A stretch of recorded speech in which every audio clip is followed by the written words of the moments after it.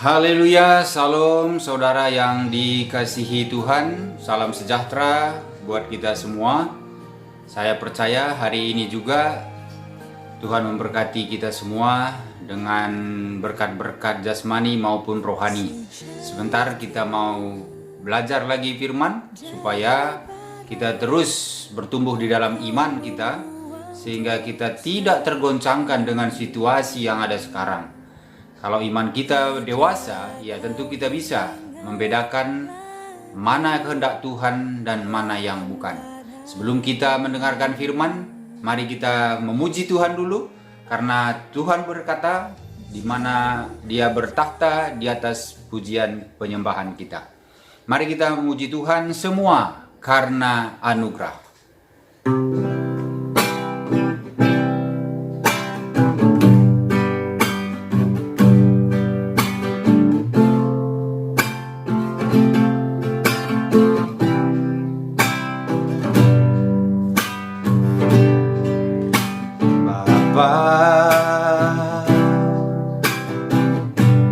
Ajarku selalu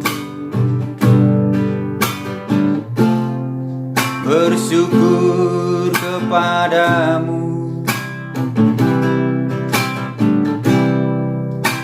Tuhan. Tuntun langkahku seturut kehendak-Mu, Yesus. Ku ingin hidup menurut rencana-Mu, Yesus. Ku ingin selalu memuliakan nama-Mu.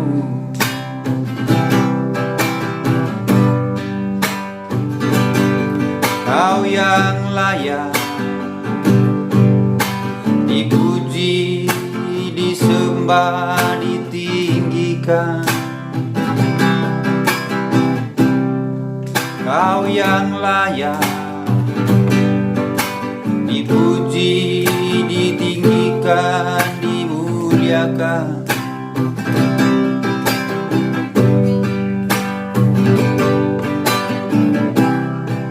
Yesus Tuhan berkuasa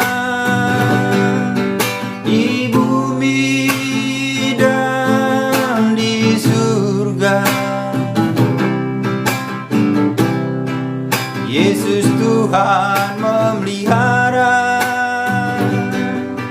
umat-Nya yang setia kepadanya.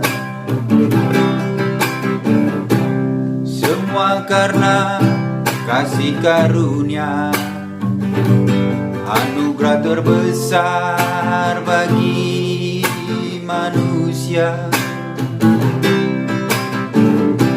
Semua karena cinta kasih-Nya.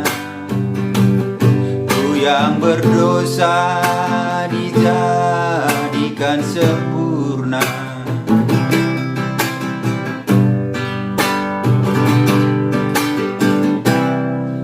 Yesus Tuhan berkuasa di bumi dan di surga. Yesus Tuhan memelihara umat-Nya yang setia kepadanya. Karena kasih karunia, anugerah terbesar bagi manusia. Semua karena cinta kasih-Nya. Ku yang berdosa dijadikan sempurna.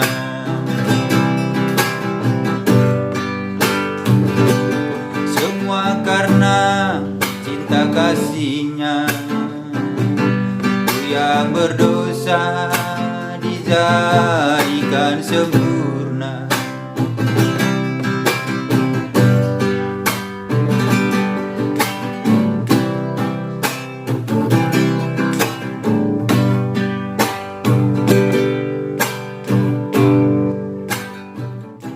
Baik, saudara sekalian, kita masuk di dalam pembelajaran firman Tuhan. Hari ini kita belajar, tema kita mengenai fokus. Fokus berjalan dalam roh, ya. Jadi berjalan dalam roh ini bukan sesuatu yang mustahil dilakukan oleh orang-orang percaya. Sangat praktis dan kita penting fokus. Nah, kalau kita berbicara mengenai roh, jangan saudara langsung merasa alergi atau minder, atau merasa terlalu sulit untuk memahami, atau tidak layak karena sangat rohani sekali. Atau kadang saudara mungkin berpikir, ya orang-orang rohani lah yang bisa berjalan di dalam roh. Artinya ya mungkin pendeta, gembala, atau pengerja, ya, yang belajar teologi, mungkin itu aja yang bisa berjalan dalam roh dalam pikiran saudara. Itu salah, ya. Setiap orang percaya harusnya hidup dan berjalan bersama roh atau berjalan dalam roh.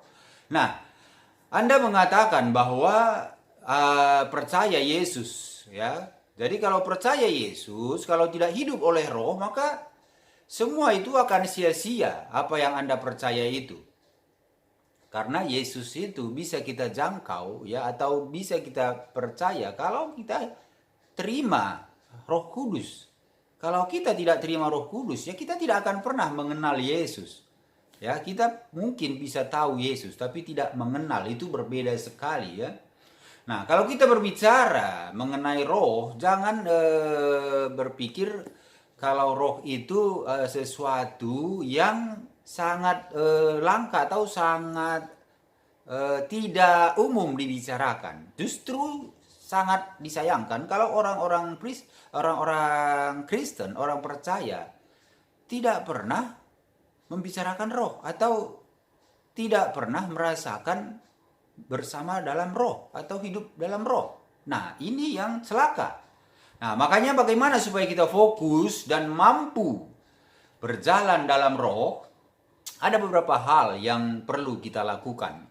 Yaitu pertama, memahami dulu, ya, apa rohani dan kedagingan. Ya, kan kita suka bilang, ya, orang itu orang-orang rohani. Dia pemuka-pemuka agama atau petugas-petugas agama lah katakan, orang-orang rohani dikatakan. Kenapa dibilang orang-orang rohani? Dan dibilang kita harus hidup oleh roh dan tidak oleh daging. Nah, bagaimana maksudnya? Ini terus harus kita pahami dulu. Nah, mari kita lihat firman Tuhan di 1 Korintus 3 ayat 1, ya, nanti kita pindah ke Roma 8 ayat 13. 1 Korintus 3 ayat 1 mengenai bagaimana supaya kita memahami dulu bagaimana yang dibilang rohani dan kedagingan. 1 Korintus 3 ayat 1. Saya bacakan buat kita 1 Korintus 3 ayat 1. Dan aku saudara-saudara pada waktu itu tidak dapat berbicara dengan kamu seperti dengan manusia rohani, tetapi hanya dengan manusia duniawi yang belum dewasa dalam Kristus. Haleluya, amin. Kita lihat di Roma 8 ayat 13. Ini perkataan Paulus, ya. Roma 8 ayat 13. Roma 8 ayat 13 dikatakan begini. Sebab jika kamu hidup menurut daging, kamu akan mati. Tetapi jika oleh roh, kamu mematikan perbuatan-perbuatan tubuhmu, kamu akan hidup. Amin. Nah, ini kita harus pahami dulu. Saudara semua, ya, memahami rohani dan jasmani. Nah, tentu di ayat bacaan firman ini tadi, Paulus sudah menjelaskan bagaimana hidup dengan roh dan bagaimana dengan daging. Kalau hidup oleh roh maka kita akan hidup, ya. Kalau hidup dengan kedagingan maka kita akan mati. Nah, kita harus tahu dulu rohani ini dalam bahasa Indonesia atau kamus bahasa Indonesia itu dikatakan sama itu dengan roh, ya, dia berupa kata benda, roh. Boleh juga dikatakan itu yang berhubungan dengan roh, ya, kata sifat. Nah, jadi sesuatu yang berkaitan dengan alam roh, itulah rohani. Nah, ada rohaniawan, ya, suka kita bilang rohaniawan itu berarti orang yang berhubungan dengan hal-hal roh.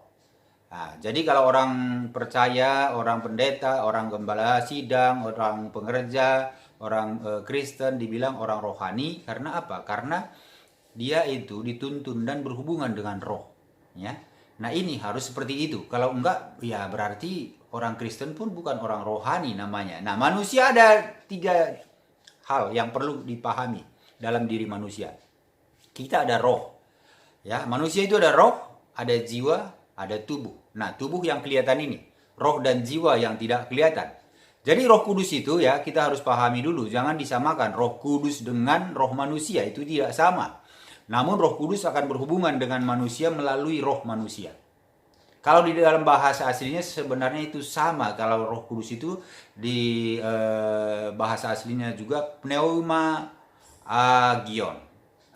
Pneuma agion, Holy Spirit, Roh Kudus. Kalau roh yang di manusia pun dikatakan pneuma, tapi tidak ada agionnya, pneuma. Artinya sumbernya sama. Jadi roh kita ini pun itu roh Allah yang ditiupkan. Kalau di Kejadian 2 ayat 7. Ya, Allah meniupkan ke dalam hidup manusia sehingga manusia itu menjadi makhluk hidup. Nah, makanya roh yang dalam diri manusia adalah roh manusia, tetapi roh Allah ya roh Allah itu cuma Allah yang punya. Jadi jangan disamakan ya roh Allah dengan roh manusia atau Roh Kudus yang ada oleh Allah dengan roh manusia, itu tidak sama. Nah, fungsi roh manusia itu ada 3 hal. Sebagai tempat hati nurani. Jadi kalau saudara ya punya hati nurani, itu fungsi roh. Kecuali kalau hati nurani Anda sudah tidak ada, itu berarti hidup Anda tidak akan pernah bisa hidup oleh roh. Kalau hati nuraninya sudah tidak ada, itu rohnya itu sudah padam. Ya, sudah dimatikan. Bukan hilang ya, tapi tidak berfungsi lagi. Nah, terus sebagai apa? Tempat intuisi juga. Intuisi ini sesuatu kita bisa ngambil keputusan tanpa pengetahuan atau intelektual. Artinya bisa kita melakukan sesuatu itu bukan karena rancangan-rancangan awal dengan program-program kita atau dengan kepintaran kita untuk menyusun segala sesuatunya sehingga kita ngambil keputusan yang benar, bukan. Tapi intuisi itu, keputusan yang kita lakukan tapi benar adanya, itu yang dinamakan oleh roh. Nah, itu fungsinya salah satu ya fungsi intuisi. Nah, terus sebagai apa lagi? Roh itu sebagai penyembahan langsung dengan Allah. Jadi saudara sekalian, kalau Anda menyembah di gereja atau dimanapun, memuji menyembah Tuhan, ya, kalau bukan menyembah dengan roh, itu penyembahan atau pujian saudara itu hanya sebatas bibir saja. Hanya sebatas kata-kata yang indah saja. Hanya sebatas menyenangkan telinga yang mendengar atau menyenangkan hati Anda saja, tapi tidak menyenangkan hati Tuhan. Nah, ini yang harus kita tahu. Makanya dibilang Tuhan Yesus, ya, tiba saatnya orang menyembah itu harus menyembah dalam roh dan kebenaran. Jadi bukan menyembah di Yerusalem, bukan menyembah di mana, di gedung, di tempat mana. Tidak itu ukurannya. Ukurannya kalau saudara menyembah di dalam roh, itulah yang dibenarkan Tuhan. Tapi kalau hanya suara kita bagus, enak kedengeran, kita bisa menyanyikan pujian yang merdu sehingga orang menjadi terharu gitu ya. Tetapi itu hanya sebatas bukan dari roh kita yang menyembah atau memuji Tuhan. Itu tidak ada gunanya bagi Tuhan. Ya, bagi saudara mungkin menyenangkan. Makanya apa bedanya lagu rohani dengan lagu-lagu dunia? Saya tanya saudara. Saudara pasti bisa juga menangis mendengar lagu-lagu dunia yang sedih. Pasti bisa menangis. Nah, itu apa? Menyentuh hati juga. Tetapi apakah itu sama dengan kalau kita mendengarkan lagu rohani yang menyentuh hati kita sehingga kita bisa menangis, ya? Apakah itu sama? Nah, ini bisa sama, bisa tidak, tergantung bagaimana roh kita, ya. Makanya jangan sampai kita itu memuji Tuhan atau menyembah Tuhan sama halnya dengan menghayati lagu-lagu dunia yang memberikan perasaan haru. Nah, ini yang salah. Makanya persekutuan dengan Tuhan itu harus dibangun oleh roh. Sehingga saudara bisa membedakan bahwa saudara menyembah Tuhan, saudara menyanyi buat Tuhan itu bukan untuk menyenangkan daging, bukan menyenangkan telinga kita atau telinga orang lain, tetapi kerinduan yang dalam hati nurani kita. Nah, itulah fungsi penyembahan yang langsung dari roh. Nah, ini yang harus kita pahami dulu mengenai roh. Nah, sekarang mengenai kedagingan. Kedagingan ini, saudara, tadi saya bilang roh, jiwa, dan tubuh. Kedagingan kita ini yaitu antara jiwa dan tubuh, persatuan antara jiwa dan tubuh, itulah kedagingan. Tidak ikut-ikutan roh. Ya, karena ada 3, roh, jiwa, tubuh. Jiwa dan tubuh ini, itu dia bersatu, itulah dibilang kedagingan. Di mana di dalam jiwa ini fungsinya ada 3 jenis. Ada 3 juga fungsi jiwa. Nah, ini harus kita pahami. Pelan-pelan Bapak Ibu Saudara harus renungkan ya, renungkan. Fungsi jiwa ini juga satu, ada fungsi pikiran. Saudara bisa berpikir karena ada jiwa. Dan itu ada di jiwa. Nah, saudara bisa merasakan sesuatu atau emosi ya, emosi. Bisa sedih seperti saya bilang tadi. Pas kita menyanyi, kita bisa menangis. Pas kita menyanyikan lagu yang gembira, bisa kita ketawa-ketawa atau bisa senang gitu. Itu emosi namanya. Emosi itu bukan berarti marah-marah aja, bukan. Emosi itu perasaan, ya. Nah, ini fungsi jiwa itu yang kedua. Fungsi yang ketiga yaitu tekad atau kehendak. Kehendak kita. Itulah yang dibilang kehendak bebas itu. Itu yang ada di dalam jiwa kita. Nah, makanya kita harus paham yang 3 ini. Jadi manusia dikatakan melakukan tindakan kedagingan, itu berarti pikiran dia atau perasaan dia atau kehendaknya yang menggerakkan tubuh ini, ya, yang menggerakkan tubuh ini tanpa melibatkan roh. Nah, jadi tidak melibatkan roh, artinya tidak melibatkan hati nurani, tidak melibatkan intuisi, tidak melibatkan penyembahan kepada Allah. Nah, itu yang dibilang kedagingan. Kalau itu kita lakukan, tadi firman yang kita baca mengatakan kita akan mati. Artinya kehidupan kekal itu tidak akan kita miliki. Nah, jadi saudara kekasih Kristus. Ya, ini banyak kadang kita orang Kristen itu masih hidup dalam kedagingan. Ya, mungkin gereja ya gereja, rutin gereja. Memuji Tuhan ya memuji Tuhan juga. Tapi bisa kita lihat buahnya. Makanya dibilang ya orang itu bisa dilihat iman seseorang atau seseorang itu hidup dalam roh atau bukan, dilihat dari buahnya. Buahnya bagaimana? Kalau saudara memang benar-benar hidup oleh roh, ya memuji menyembah Tuhan di gereja dengan roh yang benar-benar dari hati nurani. Begitu selesai gereja, ya tidak akan berubah kalau Bapak Ibu ketemu dengan masalah-masalah pun di luar gereja. Tapi kalau orang yang hanya gereja rutinitas saja atau menyembah hanya untuk menyenangkan atau memuji Tuhan untuk menyenangkan pikiran telinga saja atau keinginan saja. Selesai gereja, selesai pujian penyembahan, selesai mendengarkan firman, begitu ketemu masalah di luar, hidupnya udah berubah lagi. Cara dunia bisa keluar dari mulut ini bahasa-bahasa kotor. Bisa ada rasa benci lagi, bisa gosip lagi, bisa membenarkan diri lagi, egois lagi. Itu bisa terjadi. Dan itulah kehidupan orang Kristen yang rutinitas. Tapi kalau hidup oleh roh, ingat, hidup oleh roh tidak akan pernah ya berubah atau tidak akan bisa dipengaruhi oleh hal-hal dunia. Kita akan menang kalau kita hidup oleh roh. Makanya saya bilang tadi fokusnya itu hidup dalam roh. Nah, ini hal yang pertama yang harus kita tahu. Jadi manusia dikatakan melalui tindakan kedagingan tadi, jika dia melakukan melalui pikirankah, melalui kehendakkah, melalui perasaankah, menggerakkan tubuh ini tanpa melibatkan roh, atau tidak melibatkan hati nurani, tidak melibatkan intuisi, tidak melibatkan penyembahan langsung dengan Allah. Ya, karena tidak melibatkan roh, maka tentu tidak bisa berhubungan dengan Allah. Ya, saya bilang tadi bahwa Allah itu berbicara kepada kita melalui roh kita, bukan melalui pikiran kita. Jangan salah. Makanya Alkitab ini ya, saudara baca Alkitab, kalau hanya dengan pikiran sendiri, itu saudara bisa tahu. Tapi tidak pernah akan bisa hidup oleh firman itu.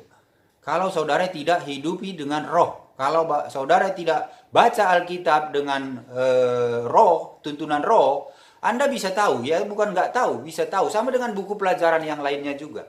Buku-buku umum. Ya, Anda bisa tahu, tapi tidak merubah apa-apa. Itu loh. Ini yang berbahaya bagi orang Kristen. Jadi kita harus benar-benar hidup oleh roh. Karena itulah yang bisa hidup di dalam kerajaan sorga. Tidak bisa oleh kedagingan ini. Ini hal yang harus kita ketahui. Maka banyak sekali ya tindakan-tindakan manusia yang hanya sebatas perbuatan daging saja. Seperti contoh yang saya bilang tadi. Nah, hal kedua itu menetapkan pikiran. Kita harus menetapkan pikiran kita supaya bisa fokus. Ya, menetapkan pikiran kita. Kita lihat di Roma 8 ayat 5 sampai 6. Roma 8 ayat 5 sampai 6. Bagaimana kita supaya fokus? Kita harus menetapkan pikiran kita. Roma 8 ayat 5 sampai 6 dikatakan begini. Sebab mereka yang hidup menurut daging memikirkan hal-hal yang dari daging. Mereka yang hidup oleh roh memikirkan hal-hal yang dari roh. Karena keinginan daging adalah maut, tetapi keinginan roh adalah hidup dan damai sejahtera. Amin. Luar biasa. Jelas dikatakan firman ini. Mereka yang hidup oleh roh memikirkan hal-hal dari roh. Berarti hal-hal yang dari firman. Itu yang kita pikirkan kalau kita hidup oleh roh. Tapi mereka yang hidup oleh daging memikirkan hal-hal yang dari daging. Daging itu apa? Percabulan lah, perzinahan lah, pesta pora lah, harta kekayaan lah, terus harga diri kita lah, keegoisan lah, ya. Itu yang hal-hal yang daging yang di Galatia 5 itu. Ya itulah semua perbuatan-perbuatan daging. Dan ini semua, ya, perbuatan daging ini perseteruan dengan Allah, bertentangan dengan kehendak Allah. Maka tidak akan bisa selamat atau tidak akan berkenan bagi Tuhan. Nah, ini hal yang kedua, kita harus tetapkan pikiran kita fokus, ya. Fokus pikiran kita itu harus kepada hal-hal yang rohani. Ke hal-hal rohani, karena dibilang di sini mereka yang hidup menurut daging memikirkan hal-hal yang daging. Mereka yang hidup menurut roh memikirkan hal-hal yang dari roh. Hal-hal yang dari roh itu tentu seluruhnya yang ada di firman Tuhan, yang ada di Alkitab ini. Itu yang harus kita pikirkan. Makanya di Filipi 4 ayat 8 mengatakan bahwa pikirkanlah yang baik, yang benar, yang kudus, yang suci, yang mulia, yang tentang kebajikan, yang sedap, yang manis, dan segala yang mulia, ya, itu hal-hal yang harus dipikirkan. Jadi fokus kita ke situ. Itu yang sudah dikasihi Tuhan, cara berpikir yang benar. Filipi 4 ayat 8 itu. Saya bacakan buat kita. Filipi 4 ayat 8 dikatakan begini. Jadi akhirnya, saudara-saudara, semua yang benar, semua yang mulia, semua yang adil, semua yang suci, semua yang manis, semua yang sedap didengar, semua yang disebut kebajikan dan patut dipuji, pikirkanlah semuanya itu. Amin. Ini yang harus kita fokus. Fokus pikiran kita itu kepada Filipi 4 ayat 8 ini tadi. Kalau kita berkata apa yang harus bagaimana saya harus berpikir, ya ini seperti yang dikatakan di Alkitab ini. Inilah pikiran-pikiran yang dikehendaki oleh roh. Nah, di luar dari itu udah pikiran kedagingan, keinginan sendiri, atau keinginan dunia. Nah, jadi saudara sekalian, semuanya ada tuntunannya di sini. Kita tidak dibiarkan Tuhan mencari Tuhan tanpa ada tuntunan. Kita bisa mencari Tuhan karena ada tuntunan firman ini. Amin. Nah, ini saudara sekalian, ini hal yang kedua, menetapkan pikiran. Hal yang ketiga, bagaimana supaya fokus untuk berjalan dalam roh, ya. Yang ketiga itu mematikan tikus-tikus rohani kita. Atau tikus-tikus rohani yang mengganggu. Artinya tikus-tikus itu apa? Menggerogoti kerohanian kita. Kita lihat di Kolose 3 ayat 1 sampai 2. Kolose 3 ayat 1 sampai dengan 2. Dikatakan begini.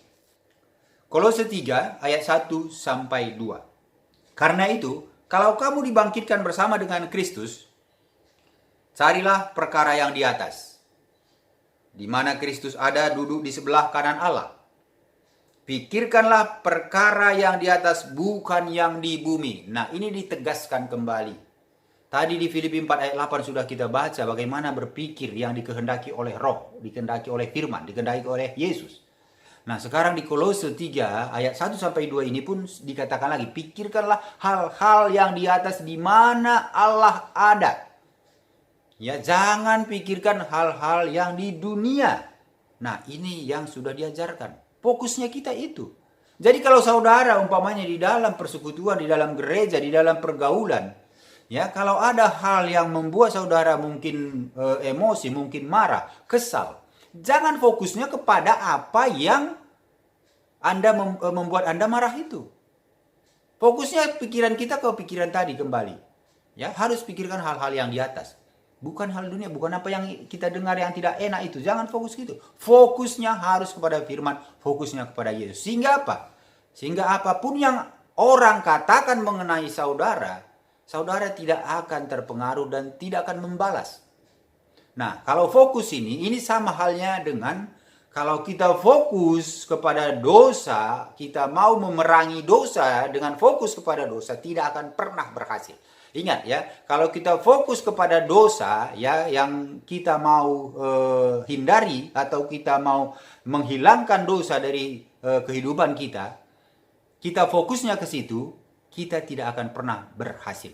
Contoh, kalau saudara fokusnya ya bagaimana biar saya jangan benci sama orang. Ini fokus kita ke situ. Saudara pasti ingat terus bagaimana saudara membenci orang itu. Jadi itu tidak hilang dari pikiran. Justru itu akan nanti dipakai iblis lagi untuk membuat kebencian yang lain. Nah, ini makanya salah cara pikir kita kalau kita fokusnya untuk menghindari dosa, kita fokusnya kepada dosa itu salah.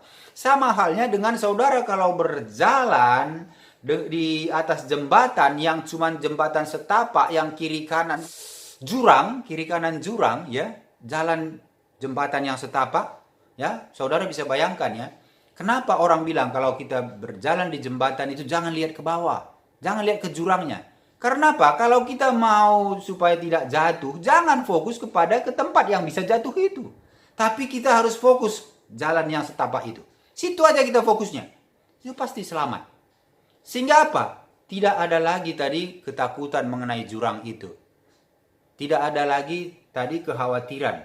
Bagaimana? Kalau kita lihat ke bawah, makanya orang suka bilang, kalau kamu berjalan di jembatan yang melintasi jurang kiri kanan, ya jangan lihat ke bawah. Karena kalau kita lihat ke bawah, ya kita mungkin mau melihat ke bawah biar saya tahu untuk menghindar jangan jatuh. Mungkin pikiran kita begitu, tapi itu salah.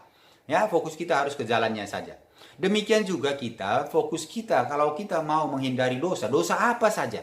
Jangan fokusnya ke dosa itu, tapi fokusnya kepada Yesus saja, kepada firman aja. Ingat bagaimana dikatakan firman, cara berpikir tadi. Fokus kita apa? Fokus kita kepada perkara-perkara yang di atas. Sehingga apapun yang menjadi persoalan yang Anda hadapi bukan kepada persoalan itu yang Anda fokus. Tetapi kepada Tuhan Yesus yang kita tahu bahwa Dia yang pencipta langit dan bumi, Dia yang berkuasa di bumi dan di sorga, ya sudah dinyatakan oleh Yesus segala kuasa yang ada di bumi dan di sorga ada padaku. Jadi kalau kita fokus kepada Dia, maka segala permasalahan kita biarlah Dia yang menyelesaikan dengan cara Dia. Bisa diselesaikan, bisa melalui kita, bisa melalui orang lain, bisa melalui siapa saja. Nah, inilah yang harus kita pahami. Itu makanya kita harus hidup oleh roh. Nah, jadi mematikan tikus-tikus ini. Tikus-tikus itu yang mengganggu itu. Ya, hal-hal yang membuat kita terpengaruh. Iblis itu pakai itu. Kamu tidak akan bisa hidup rohani. Kamu kan masih bikin salah. Itu intimidasi iblis. Itu jangan fokus ke situ. Kalau Anda salah, minta ampun. Fokus kepada firman Tuhan. Itu aja. Lakukan setiap Anda bikin salah. Lakukan aja. Ya, itu nanti akan merubah saudara. Jangan pikir, kemarin juga saya bikin salah, minta ampun lagi, malu. Nggak mungkin lagi lah Tuhan mau menerima doa saya. Itu salah. Tuhan maha pengasih. Maha pengasih. Bukan kasih aja, maha. Berarti Anda tidak bisa mengukur kasih Tuhan itu. Tidak terbatas. Nah, jadi saudara mulai dari sekarang, jangan fokus kepada masalah. Jangan fokus kepada dosanya itu. Tetapi fokus kepada Allah, Yesus Kristus, kepada firman Tuhan. Cara berpikir kita sudah diajari. Nah, membawa kita ke lebih tinggi, yaitu tahta Allah, itulah yang tujuan kita. Ya, fokus kepada perkara-perkara yang di atas itu, sehingga rohlah yang membunuh tikus-tikus tadi. Roh itu, firman itu yang membunuh tadi. Seperti yang saya bilang tadi, akan dirubahkan. Ya, kita harus memperhitungkan bahwa diri kita ini telah mati bagi dosa. Karena Roma 6 ayat 11 itu mengatakan bahwa kita ini sudah mati bagi dosa dan hidup bagi Allah di dalam Yesus Kristus. Mati bagi dosa itu artinya kalau orang mati itu tidak merespon lagi. Saudara harus ingat ya, orang mati mau saudara kasih berlian 1 ember pun dia tidak respon. Apa yang keinginan dia selama dia hidup? Anda kasih, dia tidak respon lagi. Ya. Kalau Anda bilang kasih harta semua pun kepada dia, ya dia tidak respon. Itulah mati. Kita pun waktu kita disalib, waktu Yesus disalib, kita ikut disalibkan. Jadi manusia lama kita yang cenderung bikin dosa itu sudah mati. Artinya sekarang kita hidup oleh Roh. Kalau namanya manusia lama sudah mati, kita hidup dalam manusia baru. Itu yang dilakukan oleh manusia baru kita itu karena Yesus yang memberi kehidupan baru. Itu seharusnya sama dengan yang dilakukan Yesus. Dan manusia lama kita tidak hidup lagi. Kalau ada pun yang bisa bikin dosa, harusnya kita tidak respon lagi ke situ. Tidak lagi bisa atau tidak lagi ingin melakukannya. Tidak ada lagi timbul. Itu namanya sudah mati. Nah, jadi begini, hukum fokus ini saudara harus pahami. Ada hukum fokus. Hukum fokus itu maksudnya begini. Apa yang Anda fokuskan ya akan mempengaruhi Anda, bahkan akan merubah Anda sesuai dengan yang difokuskan. Ingat, jadi apa yang Anda fokuskan? Kalau Anda fokus kepada dunia, itu akan mempengaruhi Anda. Anda fokus kepada pekerjaan-pekerjaan Anda, kekayaan Anda, kehebatan Anda, itu akan mempengaruhi Anda. Dan akan merubah Anda menjadi sama dengan dunia. Tetapi kalau Anda fokus kepada Allah, kepada Yesus, kepada firman, itu akan mempengaruhi Anda. Firman itu mempengaruhi, roh itu akan bekerja, ya, menghidupi Anda, sehingga kita pun dirubahkan akan sama seperti Kristus. Makanya orang Kristen yang hidup oleh roh, lihat aja dia, kita tahu bahwa dia itu hidup oleh roh. Karena apa? Roh itu sudah merubahkan dia, sama seperti Yesus yang hidup oleh roh, sama seperti Allah yang adalah roh. Nah, jadi ini hukum fokus itu. Sekarang pilihan di kita. Kalau Anda fokus kepada diri sendiri, maka Anda akan egois. Ya, kalau fokus kepada manusia dan alam, ya, natural dunia ini, maka Anda akan hidup secara duniawi. Tidak bisa tidak. Ya, dan Allah bilang begini, tidak bisa suam-suam kuku, tidak bisa fokus ke dunia, fokus lagi ke rohani, tidak bisa. Harus salah satu. Nah, pilihan itu ada di dalam tangan Anda. Nah, untuk berjalan bersama roh, maka fokus Anda harus ke hal-hal rohani yang tadi sudah kita baca. Ya, fokus Anda harus kepada Yesus Kristus, kepada firman Tuhan. Jadi untuk mengalahkan dosa, jangan kepada fokus pada dosanya. Ya, tidak perlu kita bertekad, aku harus kalahkan dosa ini dengan cara kemampuanku. Itu tidak akan bisa. Atau pikiran kita yang kita bawa untuk mengalahkan, itu tidak akan pernah berhasil. Bahkan malah akan membuat kita gagal terus. Nanti coba aja. Anda tahan untuk tidak emosi. Boleh tidak emosi. Tapi di satu sisi apalagi? Anda benci. Timbul lagi benci, itu namanya apa? Karena kita fokusnya kepada yang tadi dosa itu. Bukan ke situ fokus kita. Tapi kalau kita fokus kepada Yesus, adapun situ rasa yang membuat kita benci, kita fokusnya kepada Yesus, pada firman. Firman pikirkan yang hal yang mulia. Kita langsung ingat, oh ya, saya bukan itu yang saya yang membuat saya benci itu yang saya pikirkan. Saya pikirkan Tuhan bilang pikirkan yang baik, pikirkan yang mulia, pikirkan yang benar. Ya udah, pikirkan itu. Pikirkan hal-hal yang di atas di mana Allah ada. Ya pikirkan itu, sudah. Jadi tidak akan berpengaruh. Tapi kalau Anda fokusnya kepada apa yang Anda lihat, ya, dengan cara Anda itu tidak akan pernah berhasil untuk menghindari, lepas daripada dosa itu. Nah, itu tidak akan pernah berhasil, bahkan malah membuat gagal terus. Karena Anda fokus kepada dosa, sehingga Anda akan terus dipengaruhi oleh dosa itu tanpa Anda sadari. Tapi untuk mengalahkan dosa, ya, maka fokus Anda harus kepada hal-hal roh, kepada Yesus. Sehingga Roh Kuduslah yang akan dikikis, sedikit-sedikit mematikan dosa yang ada, ya, yang mungkin mempengaruhi Anda.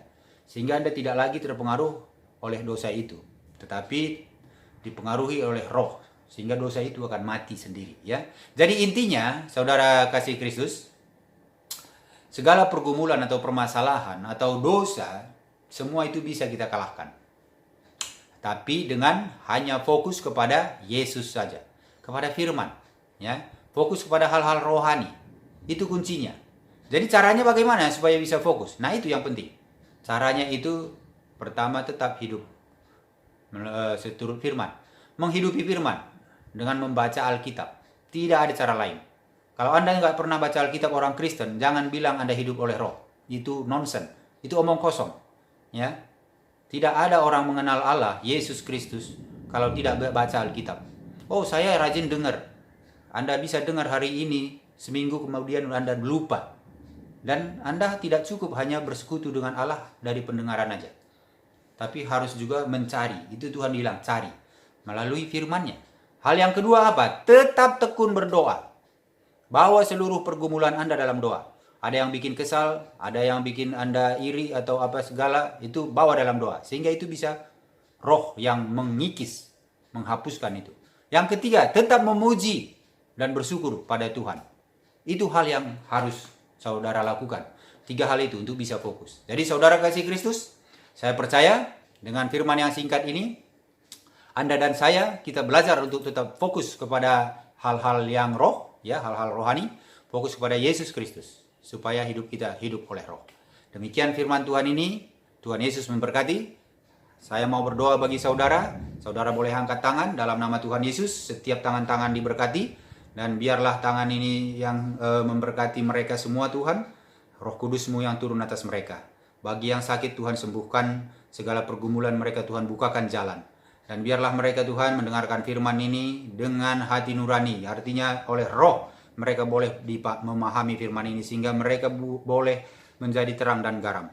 Hidup mereka bukan hidup rutinitas sebagai orang percaya, tetapi hidup mereka ini hidup yang menjadi berkat. Hidup yang Tuhan pakai untuk menjadi alat yang sempurna di tangan Tuhan.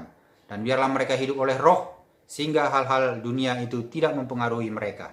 Hal-hal yang dunia itu tidak membawa mereka untuk terintimidasi. Tetapi karena roh yang hidup di dalam diri mereka itu lebih besar dari roh dunia ini, maka rohlah yang berkuasa, sehingga bisa hidup seturut dengan kehendak Tuhan.